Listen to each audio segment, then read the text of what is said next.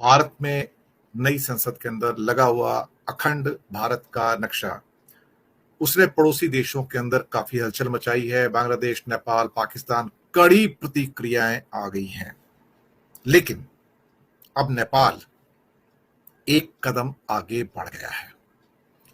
अब नेपाल ने अपना अखंड नेपाल का नक्शा लगा दिया है, यानी कि ग्रेटर नेपाल का नक्शा लगा दिया है। खास तौर से काठमांडू के अंदर उनके मेयर के ऑफिस में लग गया नेपाली है। जनता हो और उस नक्शे के अंदर एउटा बहुत भारतीय सारे राजनैतिज्ञ भारत के व्यक्तित्वले एरियाज भी दिखाए गए भनेको हैं। कुरा इसमें सुन्नुहोस् त, सिक्किम भी यो है, हो नि त उहाँलाई सलाम छ। बिहार का हिस्सा भी है, गढ़वाल कुमाऊं भी है, यानी कि उत्तराखंड है। इसके साथ ही हिमाचल का भी एक बड़ा भारतीय पार्ट उसके नागरिक र अंदर है। नेपाली नागरिकहरूले सुन्नुहोस्, आप राम्ररी कहोगे ये सुन्नु होला। कैसा?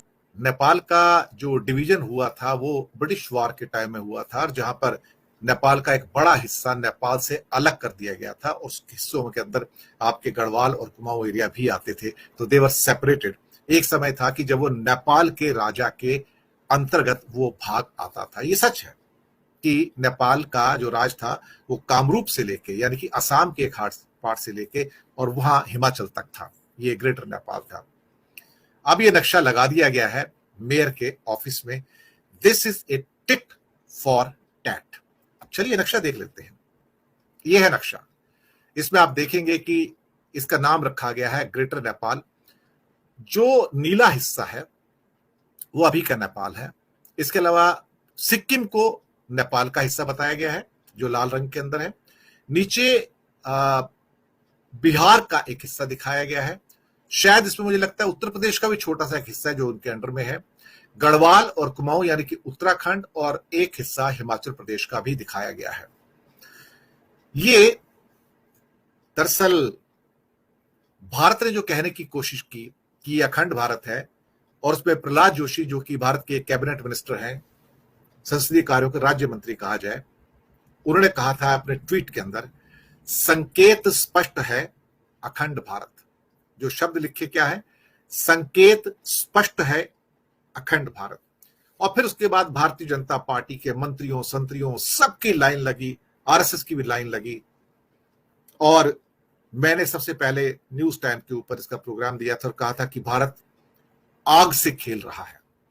आप पड़ोसी देशों की सॉवरेनिटी, संप्रभुता के ऊपर अपना दावा कर रहे हैं।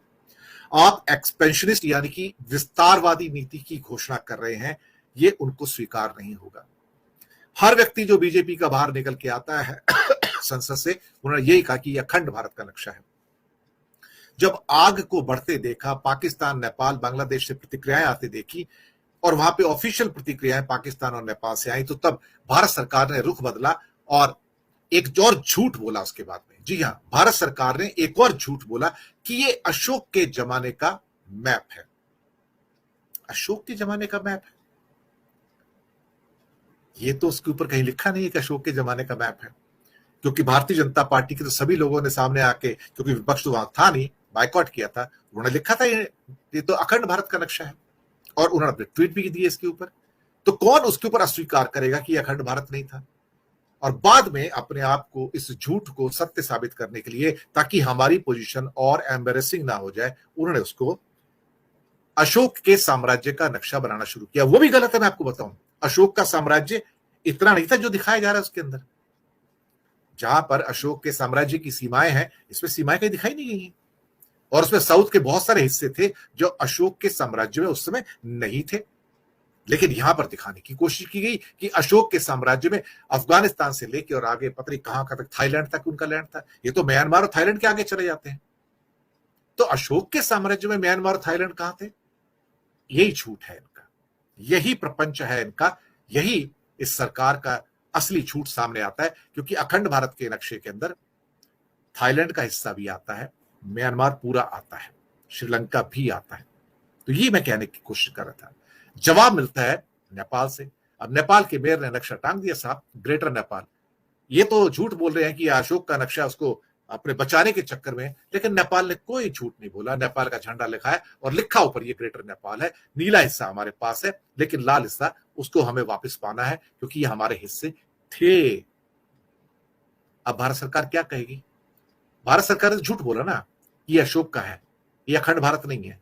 लेकिन भारतीय जनता पार्टी के सभी नेताओं ने कहा अखंड भारत है, ट्वीट भी किए, रिएक्शन भी आई, अखबारों में निकला अखंड भारत है। सही बात थी। पाकिस्तान को क्या पता लगता था ये अखंड भारत है? उन्होंने यहां से सुना तभी तो कहा अखंड भारत है, और उनके विदेश मंत्रालय से प्रतिक्रियाएं आई, बांग्लादेश के लोगों की और राजनीतिक दलों की भी प्रतिक्रियाएं आई। लेकिन नेपाल ने टिट फॉर टैट किया, रिएक्ट किया और कहा कि ये एरिया हमारा है सारा का सारा, हमें वापस करो और हमें ग्रेटर नेपाल फिर से बनाना है। लीजिए साहब, अब देखते हैं भारत सरकार क्या जवाब देती है। यही होता है जब आप अग्नि से खेलोगे, दूसरे राज्यों की, दूसरे देशों की संप्रभुता से खेलोगे, तो सामने से भी जवाब ऐसे आएंगे। कभी कभी भारत को क्या लगता है, इस समय के भारत को, ये जो अभी की सरकार है, कि ये सारे जो पड़ोसी देश हैं ये हमारे राज्य हैं, और ये इनके यहाँ जो बैठे हुए प्राइम मिनिस्टर या प्रेसिडेंट हैं वो हमारे मुख्यमंत्री हैं, मैं उनको कभी भी डिसमिस कर सकता हूं। इसी भूल के चक्कर में सभी राज्यों के साथ, सभी देशों के साथ भारत ने अपने संबंध 5-7 साल पहले खराब कर लिए थे। फिर धीरे धीरे इन्हें अक्ल आती है कि ये तो भाई देश है, इनके साथ तो हम ऐसा ट्रीट नहीं कर सकते जैसे अपने राज्यों के साथ ट्रीट करते हैं। ये कहानी है सारी की सारी एक किस्म से एरोगेंस की, अहंकार की, और पड़ोसी देशों से अपने संबंधों को खराब करने की।